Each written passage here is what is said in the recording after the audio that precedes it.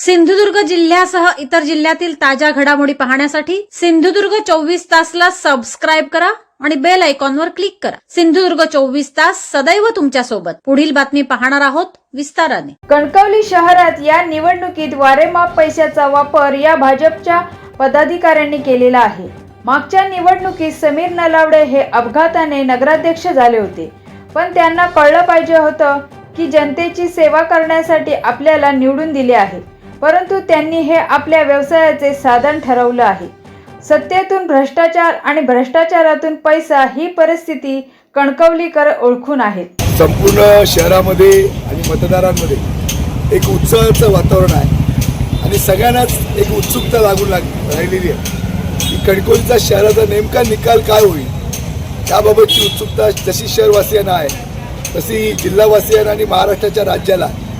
पण मी आपल्याला एवढंच सांगतो, एवढ्या मोठ्या संख्येनं जेव्हा मतदार बाहेर पडून मतदान करतात तेव्हा ती सत्ता परिवर्तनाला घातलेली साथ असते आणि म्हणून लोक सत्ता परिवर्तनासाठी मतदानाला बाहेर पडलेले आहेत। आणि 2 तारीखला जे आज मतदान होतंय संध्याकाळमध्ये माझ्या मते 80 ते 85% मतदान या शहरामध्ये होईल आणि 3 तारीखला आपल्याला या शहरामध्ये सत्ता परिवर्तन होताना दिसेल। एक कणकवलीचा एक वेगळा इतिहास, एक कणकवलीचा पॅटर्न संपूर्ण महाराष्ट्रावर त्या ठिकाणी जाणार आहे। भाई, काल तुमच्यामध्ये आणि नितेश आरोप प्रत्यारोप रंगले होते, त्याचा मतदानावरती काय परिणाम जाणार? खरं तर नितेश राणेंची जी पत्रकार परिषद होती त्यांना पराभवाची चाहूल लागलेली होती, त्यांचा पराभव निश्चित झालेला होता आणि म्हणून त्यांनी शेवटचा प्रयत्न, कारण कणकवली शहरातल्या जनतेला प्रत्येक मताची किंमत 10 ते 15 हजार रुपये देऊन सुद्धा मतदारांना विकत त्यांना घेता आलं नाही आणि म्हणून कुठंतरी आता संदेश पारकरांना विकत घ्यावं आणि म्हणून तशा पद्धतीचं त्यांनी ते स्टेटमेंट त्यांनी केलेलं होतं।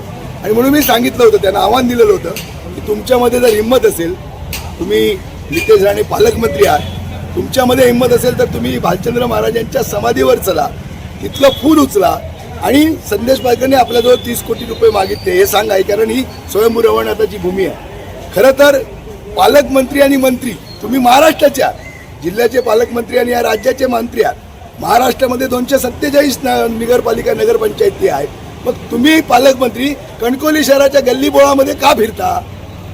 तुम्ही महाराष्ट्राचे मंत्री आहात ना, तुम्हाला पराभव तुमचा निश्चित आहे आणि तुम्हाला म्हणून संदेश पारकर या शहर विकास आघाडीने कणकवली शहरातल्या प्रत्येक मतदारांपर्यंत गल्लीबोळामध्ये तुम्हाला फिरायला लावलं, ही तुमच्यावर आलेली वेळ आहे। आणि म्हणून उद्या 3 तारीखला जर हा निकाल सत्ता परिवर्तन झाली आणि संदेश पारकर नगराध्यक्ष म्हणून निवडून आले तर यांचं पालकमंत्रीपद हे जाणार आहे आणि यांचंही आमदारकी सुद्धा ही त्यानिमित्तानं धोका देणार आहे, कारण एक सक्षम पर्याय जनतेच्या समोर हा त्यानिमित्तानं एक निर्माण होणार।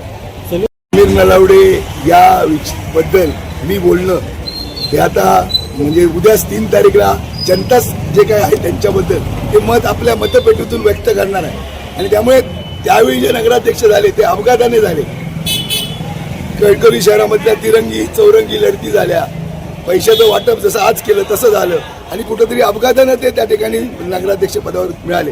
पण त्यांना कळलं पाहिजे होतं ही जनतेची सेवा करण्याकरता लोकांनी आपल्याला निवडून दिलेलं आहे, पण त्यांनी फक्त ते नगरपंचायत हे त्यांच्या व्यवसायाचं साधन ठेवलं आणि त्याच्यातनं भ्रष्टाचार आणि भ्रष्टाचारातनं पैसा आणि पैशातनं सत्ता, ही जी काय त्यांची भूमिका आहे ही कणकवलीकर त्या ठिकाणी ओळखून आहेत आणि म्हणून त्यांचा जो जी दहशत आहे, जो भय आहे, आणि म्हणून आमचा नारा आहे की भयमुक्त कणकवली।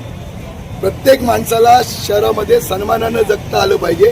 भयमुक्त कणकवली आणि भ्रष्टाचार-मुक्त कणकवली आणि सर्वांगीण विकासाकडे वाटचाल करणारी कणकवली, अशा प्रकारची कणकवली आम्हाला येणाऱ्या 5 वर्षामध्ये त्या ठिकाणी बनवायची आहे आणि म्हणून जनतेनं त्या ठिकाणी साथ घातलेली आहे, जनतेने ही निवडणूक आपल्या हातामध्ये घेतलेली आहे आणि म्हणून परिवर्तनासाठी जनता सज्ज झालेली आहे आणि जे मतदान जे आता होतंय मोठ्या प्रमाणात त्याचं कारणच ते आहे आणि म्हणून जनतेच्या विश्वासावर, जनतेच्या प्रेमावर आणि जनतेच्या आशीर्वादावर ही निवडणूक शहर विकास आघाडी 17च्या 17 नगरसेवक आणि नगराध्यक्ष पदाचा उमेदवार संदेश पारकर हे मोठ्या मताधिक्याने उद्या विजयी होताना आपल्याला दिसतील। समुद्रकिनारे, वळणावळणाचे रस्ते आणि टुमदार मंदिरे पाहण्यासाठी पर्यटकांची पसंती नेहमी कोकणाला असते। निसर्गाच्या समृद्धीबरोबरच फिरताना कोकणात मनमुराद निसर्गाचा आनंद लुटण्यासाठी आला तर मग कशाला करता राहण्याची चिंता? देवगड येथील Swami residency AC non AC rooms तुमच्या बजेटमध्ये उपलब्ध. संपर्क 917511 0202 942114 5424 8600 7307 00. मग कसला विचार करताय? येताय ना देवगड येथील स्वामी रेसिडेन्सीला भेट द्यायला. सिंधुदुर्ग जिल्ह्यासह इतर जिल्ह्यातील ताज्या घडामोडी पाहण्यासाठी सिंधुदुर्ग 24 तासला सबस्क्राईब करा आणि बेल आयकॉनवर क्लिक करा. सिंधुदुर्ग 24 तास सदैव तुमच्या सोबत.